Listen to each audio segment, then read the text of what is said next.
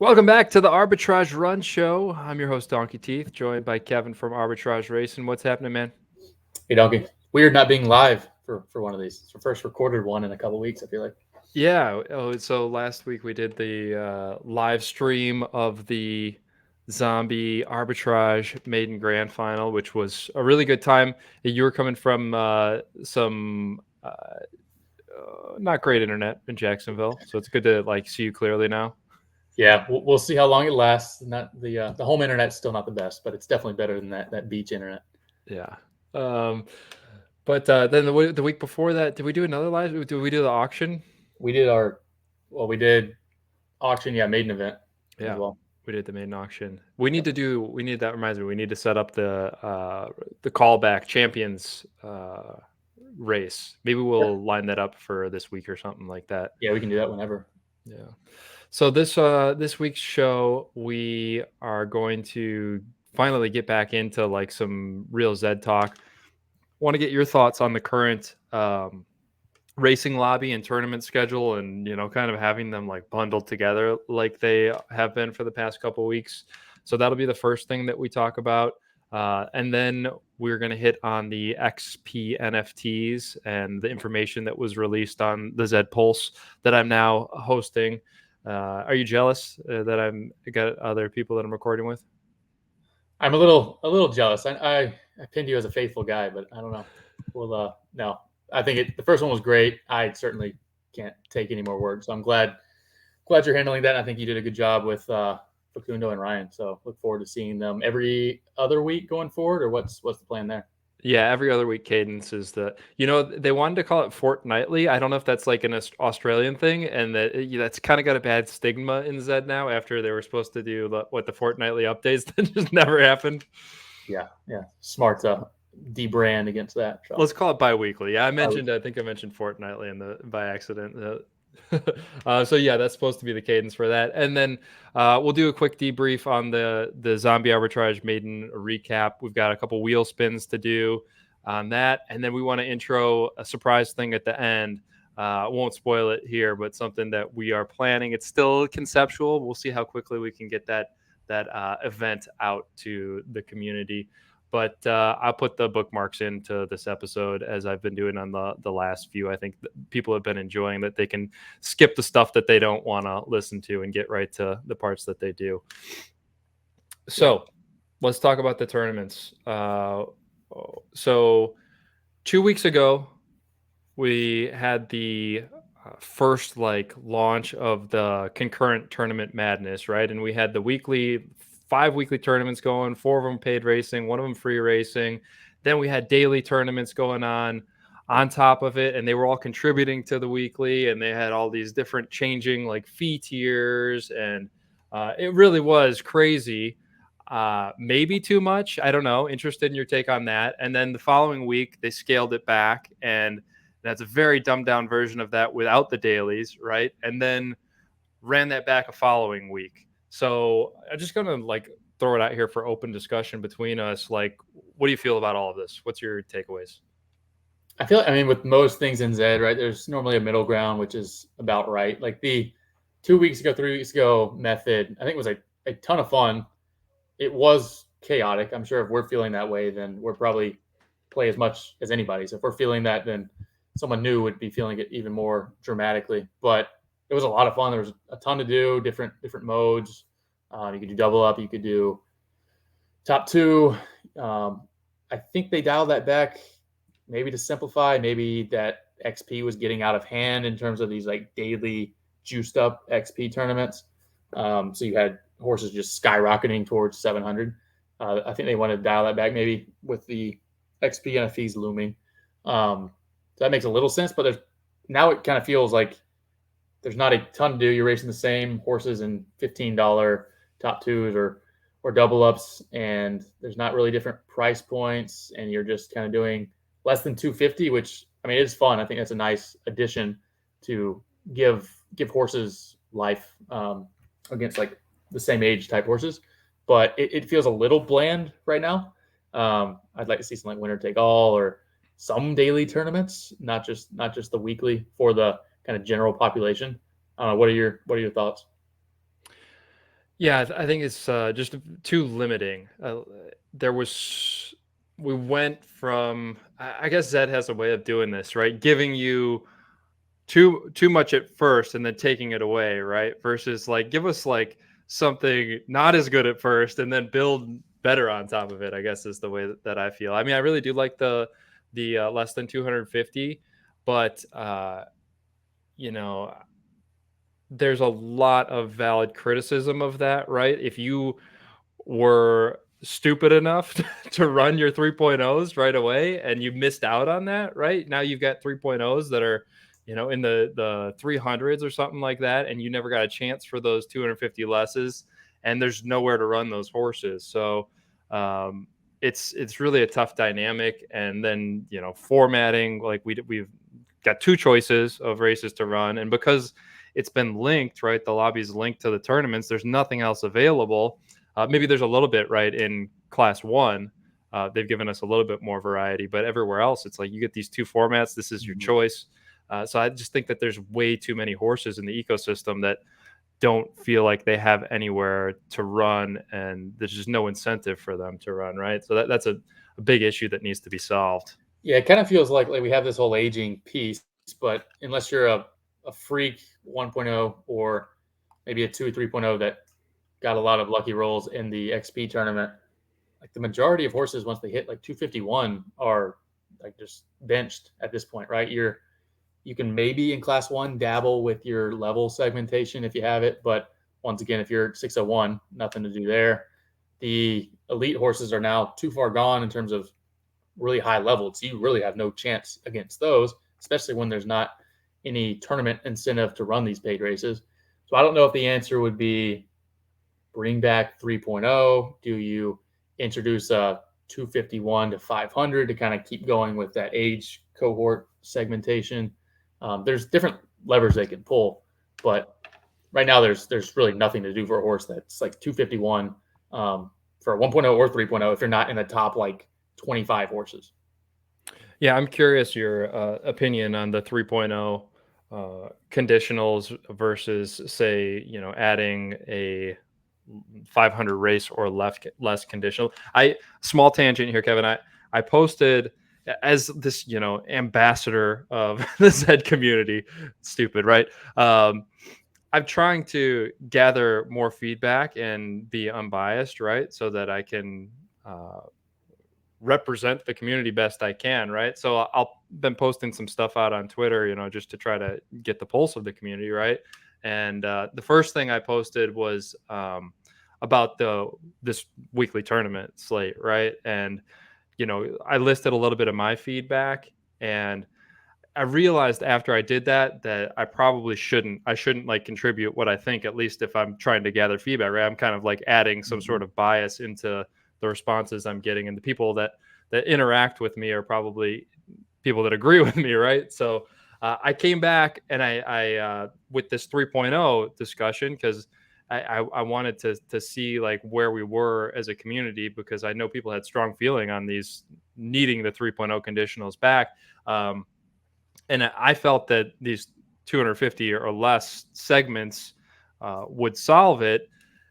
And it seems like people really think that they need 3.0 conditionals, even if we do have this bracketed like 250 or less, 500 races or less. I mean, there's a lot of different viewpoints, right? Which I think is the tough thing for the ZED team, right? And like now trying to gather feedback, I see that it's like you post something like that and you get really 10 different viewpoints. Everybody has got their own self-interest and biases, right? But take that aside, is like trying to get that essence. Does everybody feel like something needs to change here? I think we all know that, but what is it? There's a lot of different viewpoints on that, so I'm curious where you're at.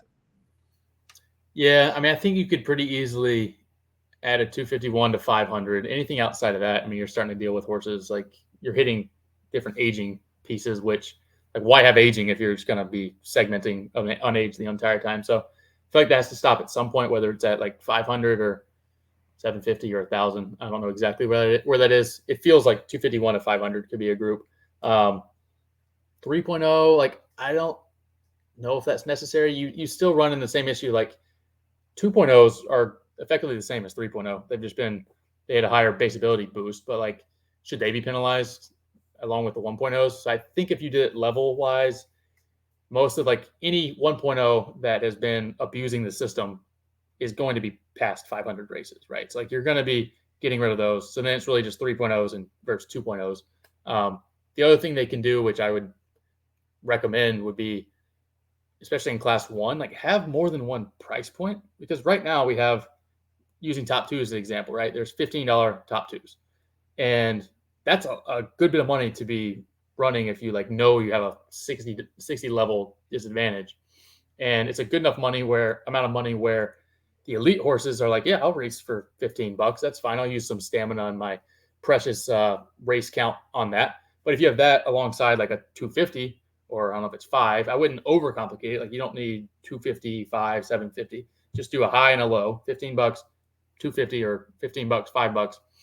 And thinking about like, if I would race a horse that's already on age decay 2, about to go to 3, like as long as the $15 are going, I would not waste my time with a $2, which tells me at least there's going to be some horses in that like 601 to 640 band that would find value racing new horses where they have a better chance at that lower price point.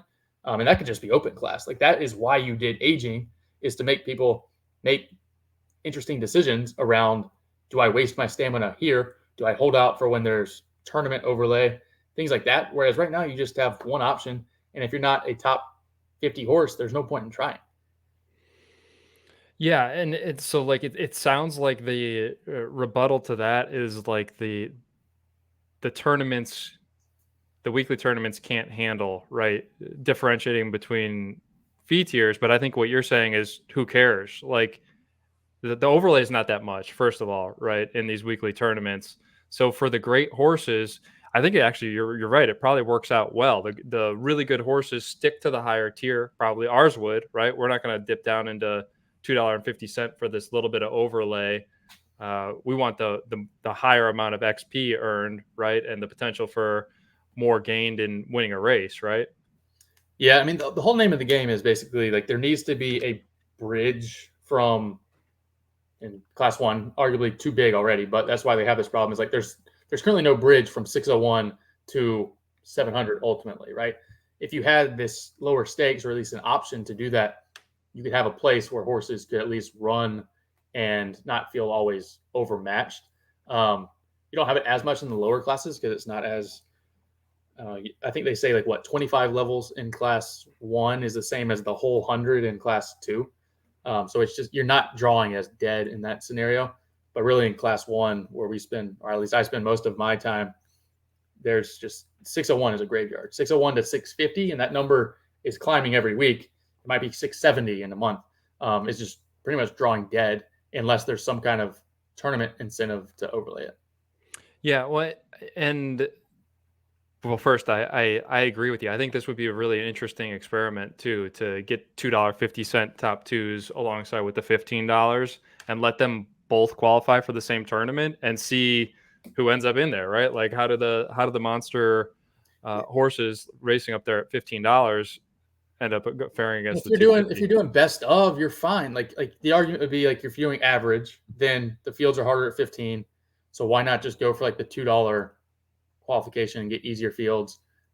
If it's like best of, then the horses who are running 15s may still opt for that because they know they're going to have the volume to get there eventually, and they'll just take the extra XP and potential ROI on the $15 races. Because I mean, we're feeling it now, right? We have horses that have run 400 plus times, so you're starting to think like, well, it's okay now with 6 races per day. The next one, I think, is 4 per day. That's when you really start to feel like racing habits are going to change. Like we haven't had full bars on most of our beasts in a while, and that's only going to get worse. So you really do like start to feel the effects of aging. I think at aging 3, where you only have 4 races a day. So those interesting decisions will come as long as they give us options.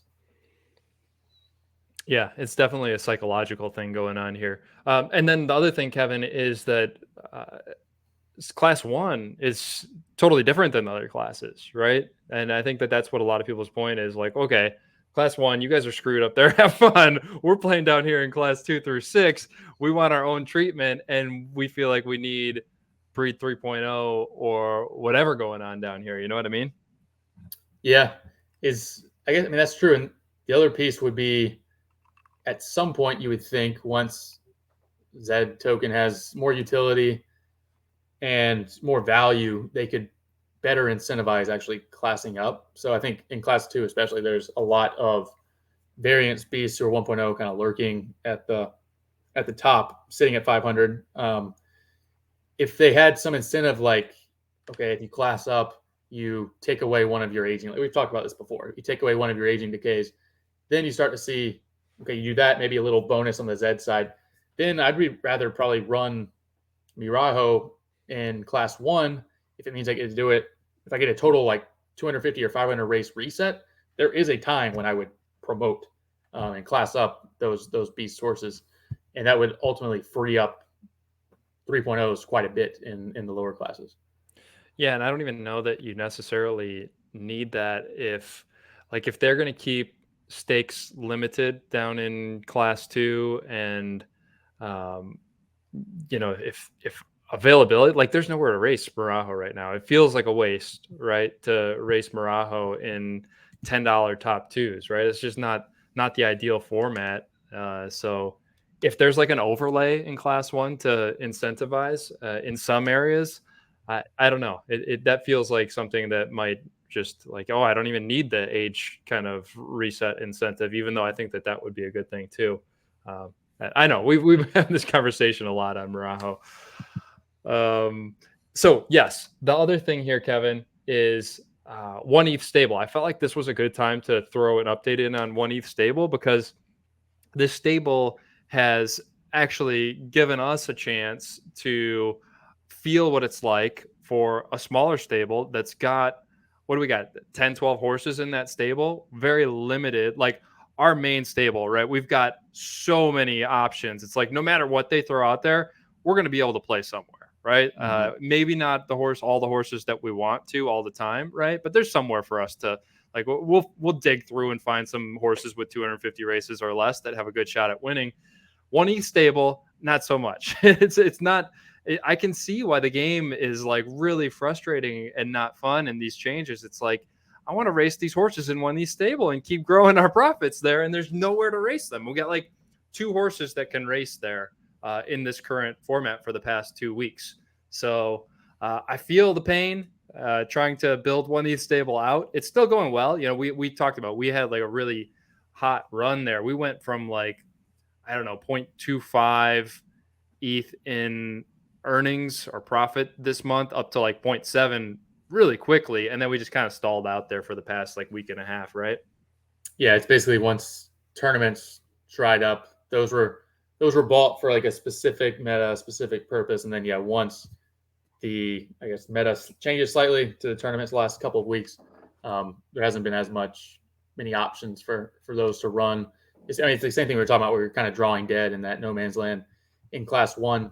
But you're right. I think you nailed it. Like with our big stable, there's an option everywhere, so we can like feel it and like recognize when things are happening, but we don't actually feel it as much as you would if you're in that scenario where you like went heavy on a meta, or you had a strategy, right? And you can just play the hand that's in front of you, and then the game shifts slightly. And I don't think like that stable is drawing dead at all. It'll for sure be relevant shortly as they come back, because this gap is just so wide in class 1. They have to do something for it. So I wouldn't say we're like panicking on that, but there's definitely some pains right now with the current setup and how we bought that stable.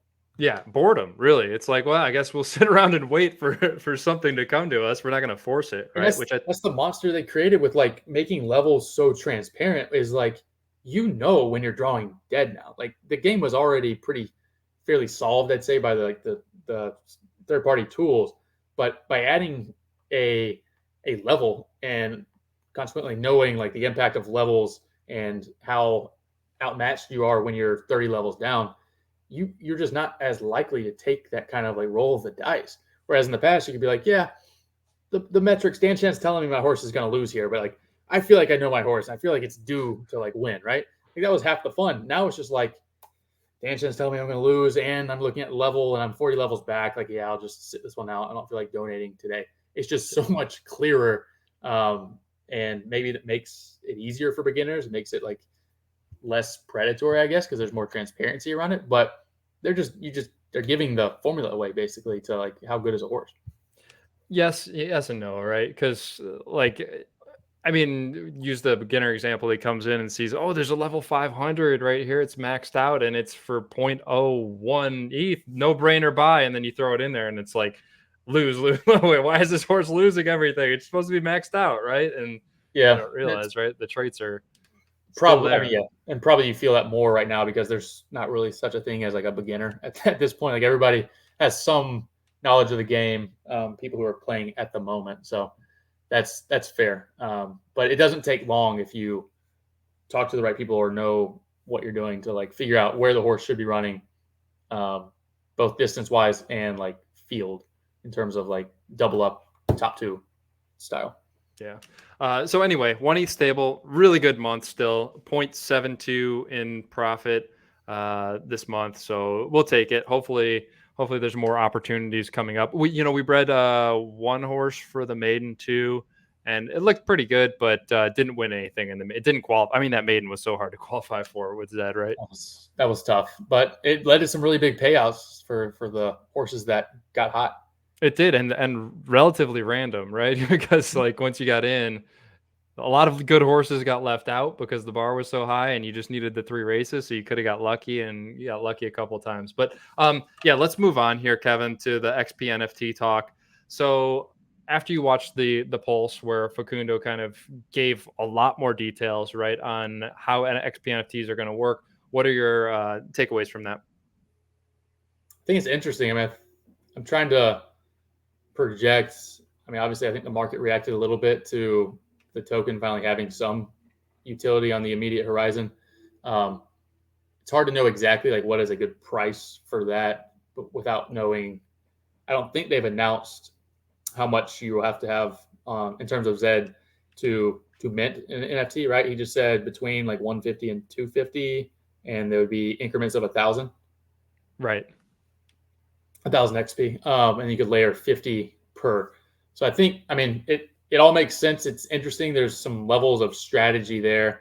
I still need to think a little more strategy wise in terms of like at what point am I a buyer? At what point am I a seller? At what point do we just kind of self fund with the XP we grind in house with the 25% we keep to the whatever community fund, or I don't know what he called the fund, but Stable pool, I think. stable pool.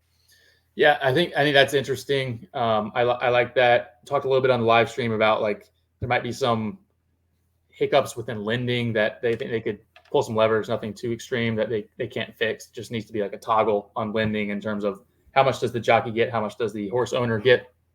And then I think there's a lot of strategy with the way they did it, where the increments of 1,000, where you can either layer on 50 at a time and just say, all right, for the foreseeable future, I'm going to be 2xing, 3xing my XP that I get.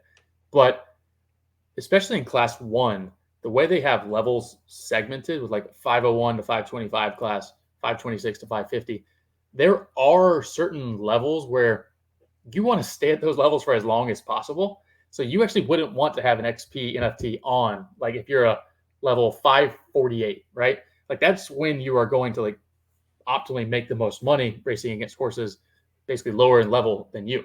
So you need to have some strategy in terms of like have them on to get to that point, whatever that point may be, and then make sure they expire, or I don't know if you can take them off or they need to. You can't. Okay. Yeah. So you need to like have even more strategy of planning out like, okay, it takes this much XP to get to this level. I want to expedite the process up to this point and then ride it out naturally for the next 10 levels and then layer them on again. This would all, I think, just be interesting to plan out because there's going to be some who just say, I want to max as fast as possible. So let me just keep 50 on at all times, which is a viable strategy. But I think there's some other choices you can make to make it a little more interesting. Yeah, we need Dan, Z-Lead, Z-Sim, the Zedge. We need them all to create us XP NFT calculators to Right. figure out exactly how many NFTs do I need on this horse to get to the level that I want. That's got to be in the works. So hopefully you guys are working on that for us. It's all out there. Yep. Yeah. So as far as the jockey split go, though, I'm gonna ask this on the next pulse when Facundo is on for a little more clarification on this thought process. But it sounded like from something that PK posted on Twitter that it's all going to the jockey, all of that pool. So that's an interesting wrinkle, right?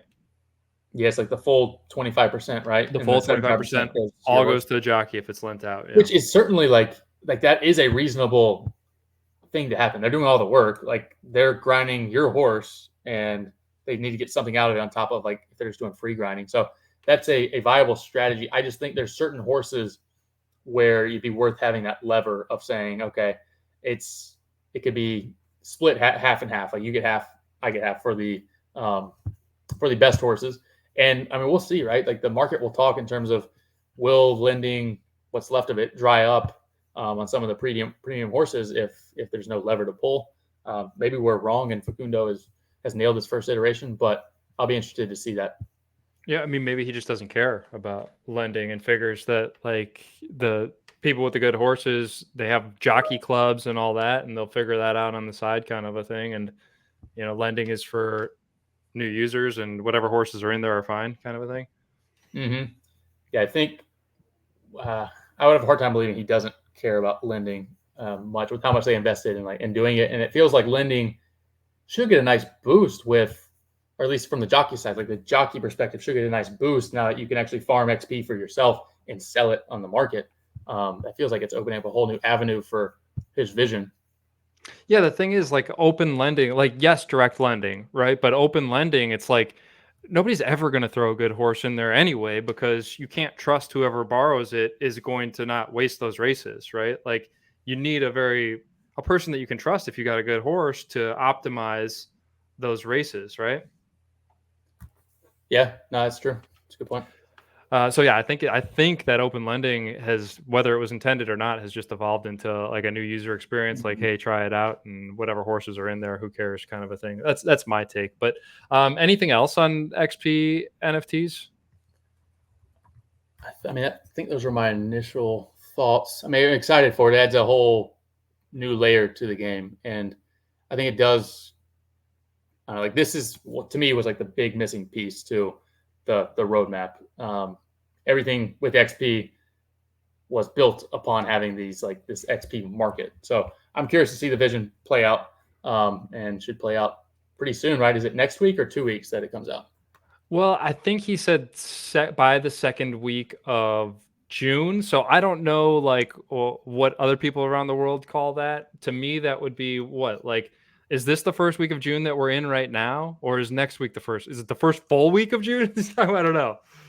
Yeah, I guess by June 17th would be the absolute latest, but I would think probably by yeah. the end of by the 10th was what he meant, but who knows? It feels It like they did wasn't. Monday update. So I would, if I were picking a date, I would say June 12th. That's probably good over under. Yeah, I saw BG and Dan Chan have a bet on June 11th. So Dan Hmm. Chan took the before the 11th. BG thinks that they're like literally never coming out. The over's been a safe bet for most of the things that they've set timelines for. But Facundo has a better record than past administration. Yeah, we're not relying on astrologic cycles for this one, so it's Yeah. something. Okay, Zombie Arbitrage. The first Zombie Arbitrage Maiden was a smashing success, I would say. We had 457 horses that entered. Thank you to everyone that played. Hopefully, you all enjoyed the format. We didn't really get any critical feedback on the format, did we, Kevin? Not from what we heard, at least. I'm sure if we completely unleashed a poll on Twitter, it might be a little different. That seems to always get critical, regardless of the topic. But yeah, I mean, from live streams, we tried to take questions, get feedback. We've probed a little bit on Twitter and haven't seen anything too drastically different. It seems like sit and go was a hit. Um, I think racing against your breed type was also a nice change from the current like ZED on-site meta. So yeah, I'd be curious if there are other like what would you tweak type suggestions. Maybe leave them in the comments here. But yeah, I think it went well. 457 was a strong number. I think my over under, what was it, 420? Was what I was 420, but that was also under the assumption that it was 24 hours, right? And it ended up being 48 hours. So yeah. actually, at 24 hours, it accidentally closed and it was right at 420. I remember messaging you. It was some Rain Man stuff there. Yeah, better to be lucky than good sometimes. But yeah, so 457, that was a good number. And a lot of times with these things, right, you let people talk with their wallets. And I think the fact that it was a good turnout meant people at least thought they were going to enjoy it. Maybe next one will be a better indication of if they actually enjoyed the previous or not. But yeah, I think it went well. And shout out to Zombie. He's a machine. That site was running really well. The sit and go style races, I think, went seamlessly. We were able to have them back to back to back nights. So just a really fun tournament experience. Yeah, and everybody should have their payouts now. Make sure you message us or Zombie if you didn't get yours. But yeah, the other thing is we did a live stream, like I mentioned, for the grand final, and it was pretty fun. We had some live play wagering going on with play money, and then we gave away 3 horses to the top 3 winners on those 3 grand final races. So if you're not following our Twitch channel, the Arbitrage.Run Twitch, make sure you do, because you'll get a notification whenever we go live over there. Maybe we need to try to figure out how to do live on YouTube as well, so like it can be both, and you don't have to go to Twitch if you're a YouTuber, but that's something else for another day. But yeah, we'll keep doing that. I think it was a blast, and as long as you're not in Jacksonville next time. Yeah, we gotta make sure we don't plan these things around major holidays. Memorial Days, I'd say a minor holiday, but yeah. Yeah, yeah. The other thing was it was a success in terms of creating that overlay for crosses and pacers. I can't remember the exact numbers, but it was at least 50%. Like I want to say, do you remember off the top of your head? It was like $150 entered into like each cross and pacer funnel roughly, and it paid out like 250 or something like that. Yeah, I don't know the exact number, but that's the ballpark. There was significant overlay on that, and I think Zombie was tweeting out like the splits where if people wanted to do the calculations, they could.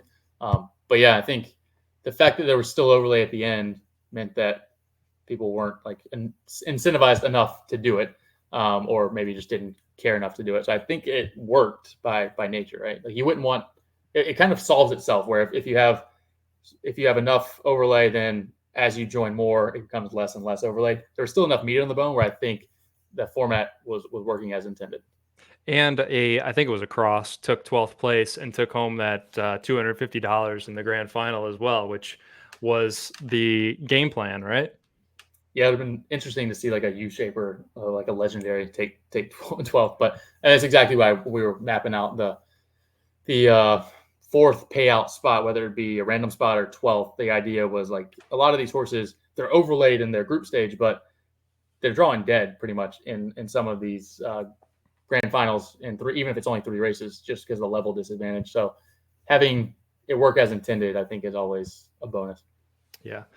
So we got destroyed, right? We had 3.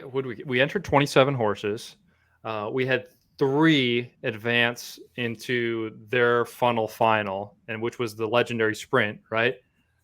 They all lost. Yeah, so we got the participation bonus for making a final.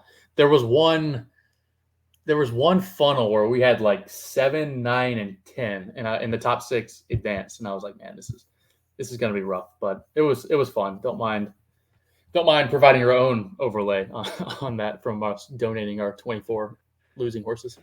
Yeah, I was gonna say we had agreed that we were gonna give 50% of our profits to the newly founded Arbitrage.Run community events fund for other events that we have create on probably live stream and stuff like that. We didn't get any. We were at a loss, but the winning horse, Masterfully Special. I happen to own half of that horse with Keith, the master fudder. So I feel like I have to give half of my profits to the community fund. Said that we would. I don't know how much we lost, but I feel like I can deduct like half of our losses from my half of those profits, right? Yeah, I think that's fair. That's fair. What do you think we lost? Oh man, what 20?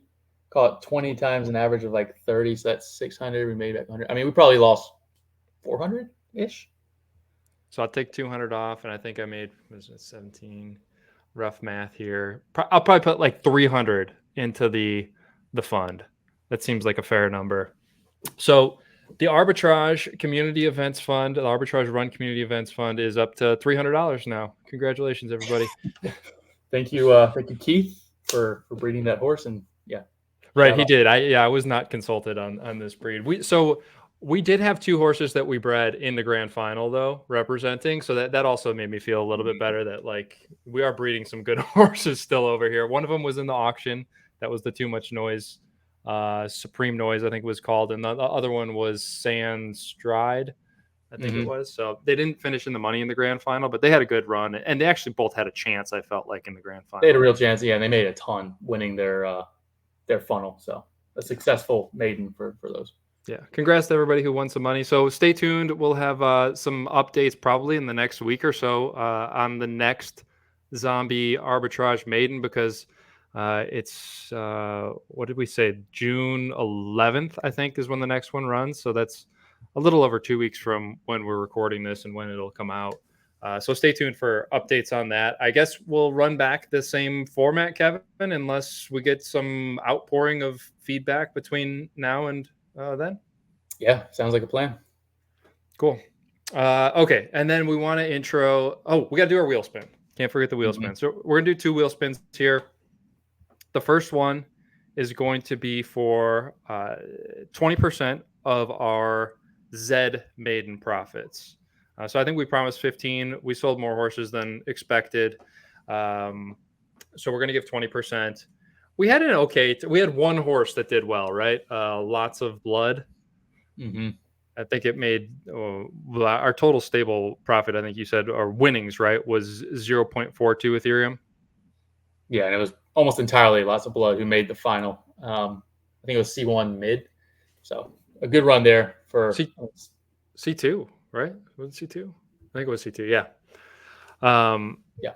So 0.85 Ethereum is what we're going to spin for here. And I think, let's see, what is Ethereum? It's like 1850 today or something like that. So 0.85, 1850, $157 or so. Not a bad raffle here. So this is the first thing we're going to raffle off. And then the second spin, we are going to raffle off a UUU horse, an exclusive. I didn't even actually pick it out, but maybe I'll give whoever wins it a choice of like 3 horses from what's left in our UUU sales stable. Sound fair, Kevin? Yeah, I like that. Okay. So the first spin is for the 0.85 Ethereum from our profit share of the ZED Maiden. Good luck, everybody.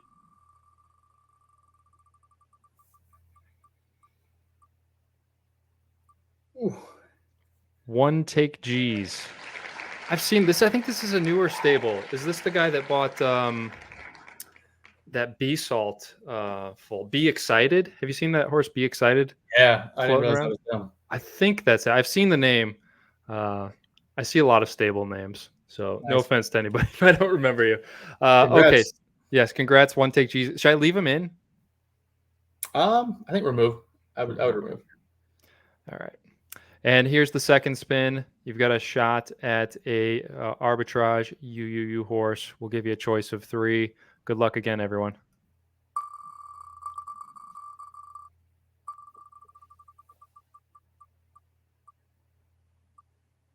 Shanks stable. Congrats. Okay, I'll track these guys down and get them their prizes. So thanks for playing, everyone, and we of course will continue to do these raffles. Everybody seems to enjoy them. Way to give back a little bit to the community and show our appreciation. So that is out of the way, Kevin. Last matter here is the surprise. We're discussing, and we've been discussing this for a while, and after the Zombie Maiden was a success, we started talking to Joe about this. We want to create a ZED Legends League that kind of creates a level of prestige among the top horses, and have it. We want to figure out how to create a community atmosphere around it where everybody is interested in the outcome of these weekly league races and build up to a playoff. So we had a ZBet thing going that Perion created ZBet. If nobody's familiar with that, I think we're actually going to have Perion on to kind of go over ZBet here at some point in the next couple of weeks. But it was super clean. I tested it out over the weekend. Really impressed by ZBet. So I highly recommend finding their Discord. Maybe I'll put a link to it in this description of this show, because it's really cool. I think it's going to be awesome for the community to be able to like really actually wager on ZED races. And then when we have like real community events like the Arbitrage Zombie Maiden that he set it up for, or potentially this league, if everybody thinks that this is a good idea, we'll have a way to kind of wager on it there and give everybody a rooting interest. We've got some other stuff that we'd like to build out around it if it is a success. But long story short, we would like to, in the near future, kind of do a test run of this league. So, Kevin, what are we thinking? 36 horses, 3 funnels. So 108 horses in this league is kind of what we discussed, right? I think that's an option. Like it doesn't have to, if it doesn't fill at 36, right? Like we can keep it flexible and maybe have, I don't know if it's 24, it's 24. Half that. Yeah, I know there's certain funnels that are a little more open than others. So you might have mid or sprint having 36, and marathon may have 12, 18, 24. Yeah, the general idea is basically there's we said 4 to 6 week long season where there's like weekly events. There'll be streams to go along with it. And it's really with like anybody can enter, but with the way levels are, obviously it'll probably be a more top, because it's gonna be wide open class. So top horses will be entering. They'll pay one fee and it'll get basically access to the entire 4 to 6 week league, and they're gonna be racing against each other. And the details are still being ironed out, right? But we're trying to do it where there might be weekly prizes as well as the grand final prize. We realize that 4 to 6 weeks in ZED, it might as well be a year. So doing that and not getting paid anything or no payouts for that long may not be the best option. And then the winners of the season, the regular season, will then go against the other funnels in more of the final format. Is that what we're thinking here?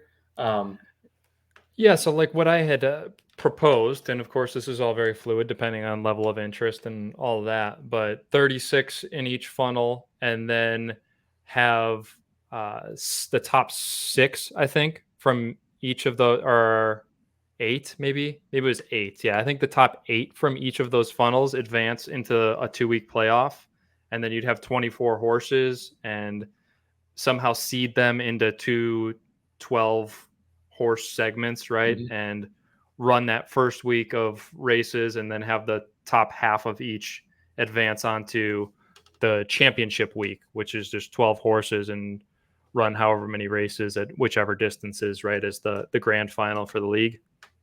Yeah, and I mean it's the idea is just to have something new and different, have a true like top end prestige style tournament, right? Because right now you're grinding to 700, but in reality, you're just at the top of your class racing against the same horses every day. So this would be a nice, spicy way to do that. And if we have ZBet as well, there's more viewing pleasure to watching it, right? Because you can have a vested interest in whoever you think is going to win that. So most of these horses by this point are not household names, but they're probably close to it to people who pay attention and live and breathe ZED. So all the scouting is virtually done. I think ZBet is pari-mutuel, right? So you kind of get odds based off where everybody else bets. So it's a really good function for potentially creating like a Champions League of ZED, where you have the best horses, should you enter, racing against best horses, and you just get to see matchups you may not see all the time, because now you're going to have the top 36 as opposed to just the top 6 or 12. I know we're going to have weekly seeding potentially that will have like the A bracket for whoever wins and does the best week 1 may face off in week 2. So you're going to have natural flow of places, and just because you flunked week 1 may not be out of it entirely. So there's some details to iron out there. I know We're still in early stages here, but that's the idea. Champions League of ZED is how I think about it.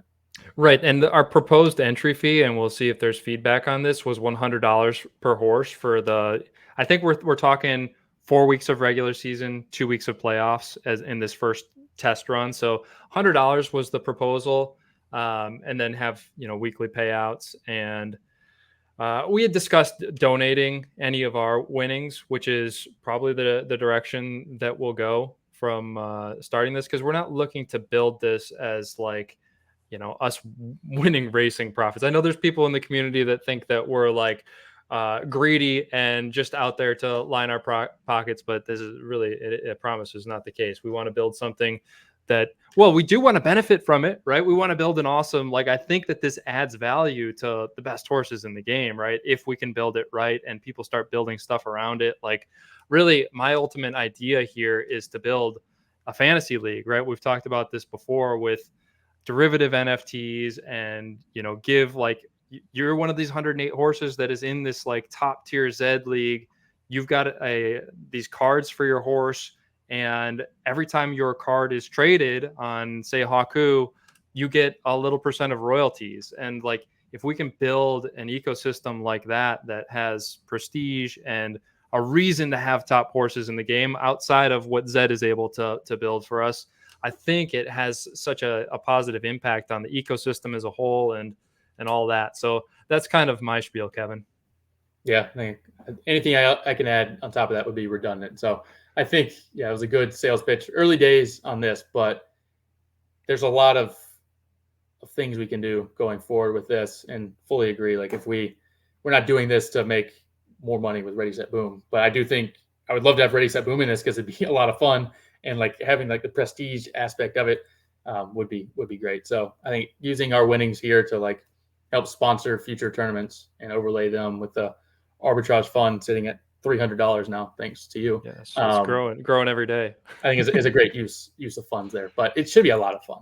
Yeah, and we can do that play wagering again on Twitch. And now that we've somewhat got it down, we'll get better and better on those Twitch live streams as we go. So I think that there's a lot of fun stuff that we can do around this. Hopefully you're all interested. Reach out to us and let us know if you would enter a horse in something roughly like this. If you got any feedback on it, we'd love to hear.